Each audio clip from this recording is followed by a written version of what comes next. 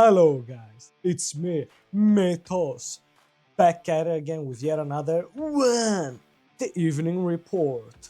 And this time we jump straight into it with Wagner Bortolato. This video is basically a review of the gym that he usually goes to, and he's reviewing a couple of different new machines that he has. And the fun thing is gonna be if you go and check it right here.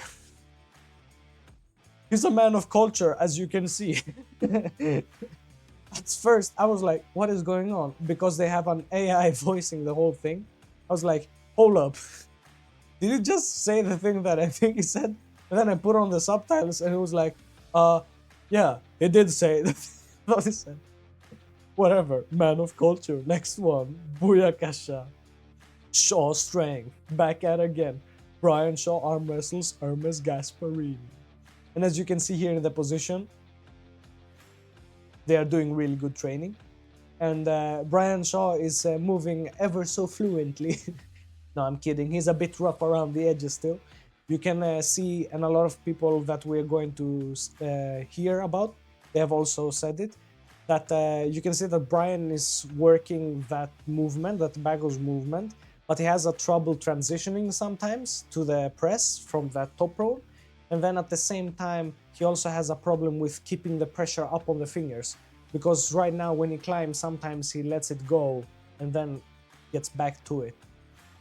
But yeah, so on to the next one. Booyakasha. We have the coach, the Ray, the media king. So he's reviewing the East vs West 23 card. In his own head, this is gonna be the greatest card of arm wrestling so far, or he was at least sure that it's the best card that's come out over the last couple of years. And he believes that all the matches are very interesting, and he went through some of the matches that I didn't know about either, like some of the people, like if we check it right here, Artem Samson, Alexis Zafrashvili. Then if we go further up, when it comes to like, where is it? Oh, I'm blocking it, I'm sorry about that. Let me move for a bit. So if you check it right here, we have Ayane Takanaka together with Melek Sain. Yeah, I butchered that surname for sure. Yeah, whatever. When it comes to these matches, I'm not sure how it's gonna go exactly, but from Coach Ray perspective, all of these matches are interesting to see. So I guess we'll have a lot of fun that night, the 18th of April. And even the Duvan Bornman, I learned something new. Maybe a lot of people will also have heard it by now. But this Andre that is coming in, this boy right here, Andre. He's also very young. He's 17 years old, and he's a WAF junior champion at 17. So really interesting to see all these new prospects. With that being said, let's move on to the next news. Uyakasha, and we hit it. Philip Larsson hitting that 19 reps, yo. That 19 reps. He's decimating that bar, yo. He's decimating the bar. And then he has those straps. You see those straps?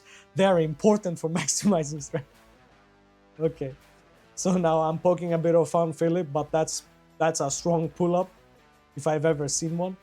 At 170 kg, pulling yourself 19 times, and then doing sets of 10 after that, because that was max effort. Really impressive.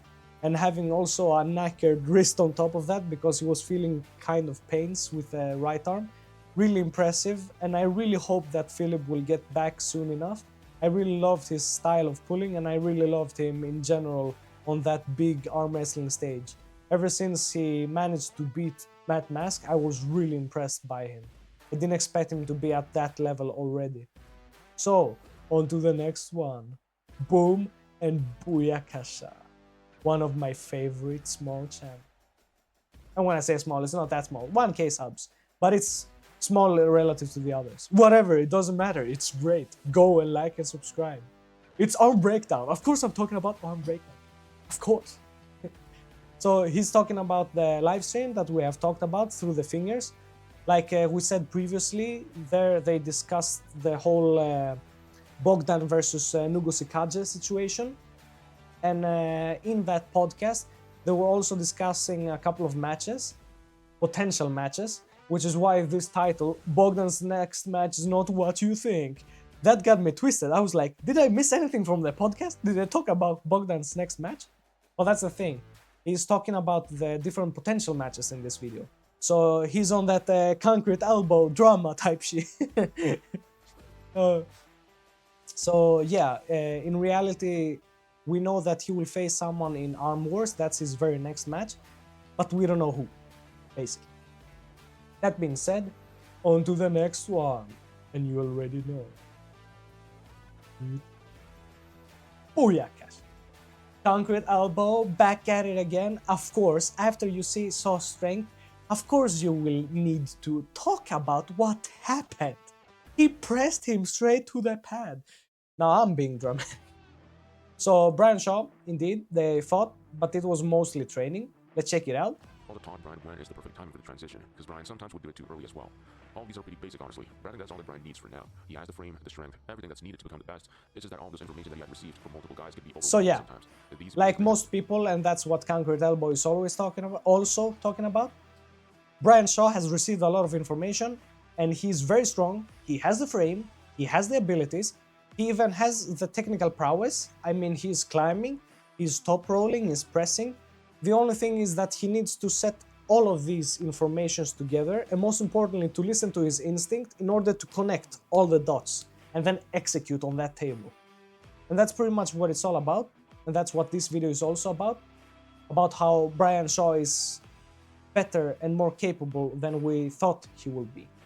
On to the next one, Booyaka! We are talking arm wrestling news, the OG news of arm wrestling.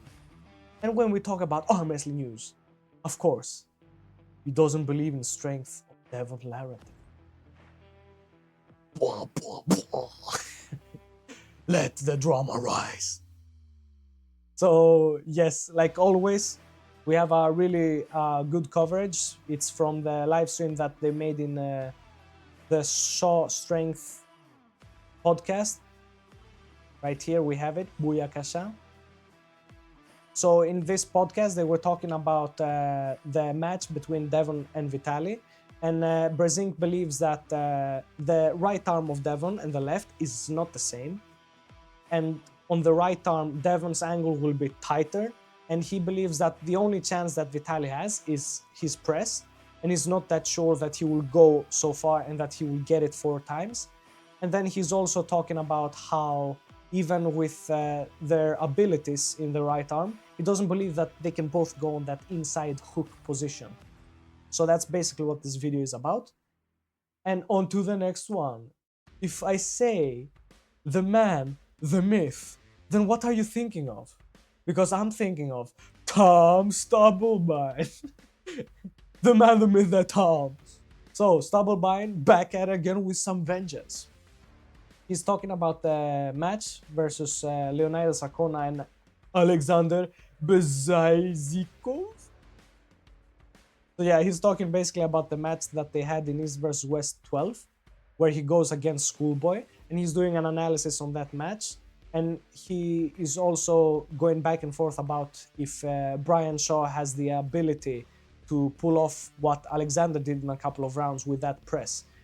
And that's what I think makes the Brian Shaw and the and the Leonidas Arcona match interesting. I believe that Leonidas has that really strong, like we see it here against Schoolboy. He has that really strong control of the hand and the wrist, but then he loses it on the arm department. If you watch the match and if you watch Tom's analysis and go and do that, you will see that his arms is opening up, and when it opens up, it's hard for him to get it back. Like most people in arm wrestling, honestly. It's not just a weakness of Leonidas Arcona, of course. That being said, let's go on to the next one, and Brazilian, BLL?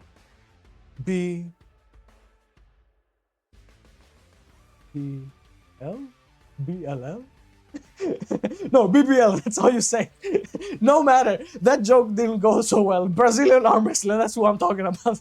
Ignore what I was talking about before. So here, Hermes taught Brian Shawn how to beat Leonidas. He's talking about their practice pool, of course, and how... Boom! How Hermes basically is telling Brian Shaw what to do and when to pull, how to time everything, and that his timing is not yet so super sharp, but it's getting there, and we believe that the match is, because of that, going to be very close, and there won't be that much adaptability probably in the match. It's gonna be two really strong men going at it with some arm wrestling knowledge. It's a very decent match. And I think the Fright Train, boy, if you don't, I think the Fright Train, she will smack around with that flop press, that lethal flop press. I don't think that Brian Shaw will open that much. And I think that if Arcona opens a bit, then the Fright Train will come. So, lastly, Booyakasha. We discussed this a bit in the morning. So we have the Grip Kings, why most arm wrestlers don't recover, part 2. Go and watch this video. Be a better man than me, because I didn't watch this video. Instead, this little guy is more busy with trying to figure out the correct setup for this for this channel. Like, I've changed setups like 10 times about now, and now this is the new setup. You like the light? I have a bit of light right there. I have a bit of green light right there. And then I'm using the phone camera again. And then I'm switching back and forth and I don't know what to do. And I'm wasting precious time instead of covering arm wrestling. And I'm sorry about that. But what to do? I think that this quality in time will make sense. And I think that you will enjoy it eventually. At least I hope so.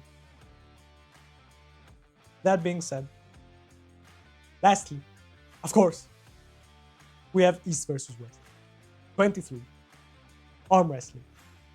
And we have the two young super heavyweights, Andrei Nikonenko, I hope I didn't butcher that, and Duvan Borman. That being said, please buy the pay-per-view.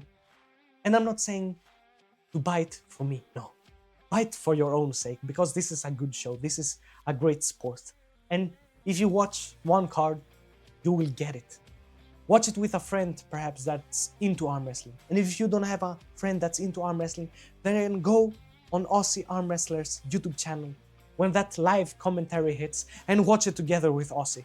Aussie makes a very great commentary, and I believe that he will give you the experience that you need if it's the first time you're watching. That being said, back to East vs West 23. Booyakasha, the main website. Season Pass 2026. Get it now. And you know, if you get that, you will get all the East vs West cards, including King of the Table.